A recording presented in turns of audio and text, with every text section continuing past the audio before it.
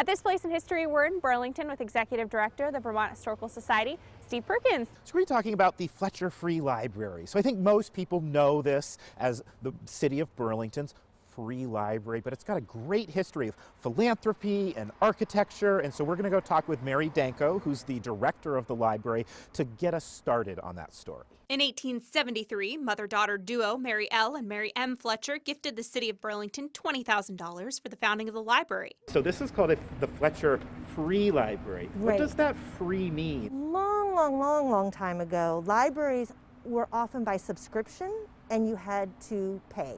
So I believe that was a way to designate that you don't have to pay any subscription fee.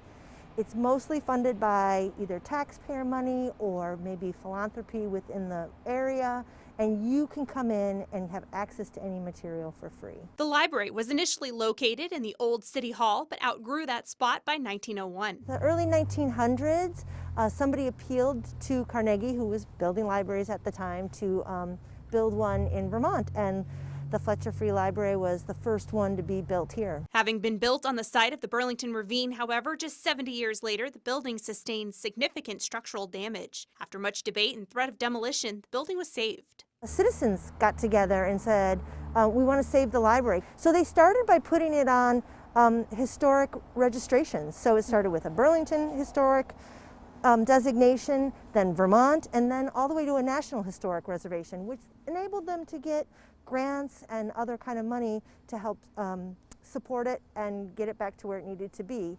From stained glass to ornate fireplaces to a vault housing the original City of Burlington charter, the Carnegie section of the library contains many treasures. So Amanda, we've invited Devin Coleman, the state architectural historian, to come join us to talk a bit about this Carnegie Library program and what's unique about this building and others in the state.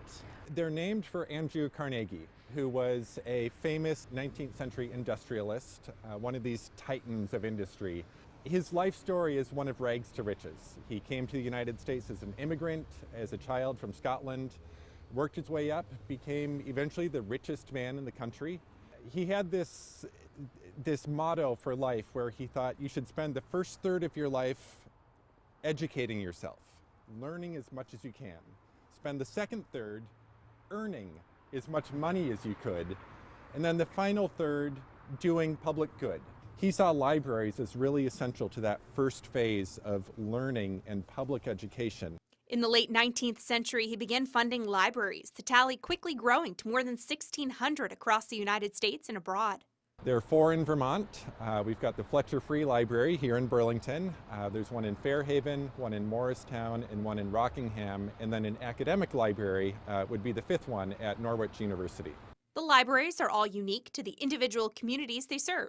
They used typically local or regional architects so that the design of the libraries tends to, fit in with the context of the surrounding community. They do have kind of a look to them in that they're all monumental. These are buildings that are meant to make a statement. They were meant to be temples of learning, real landmarks within a community, open to the public, part of the civic core.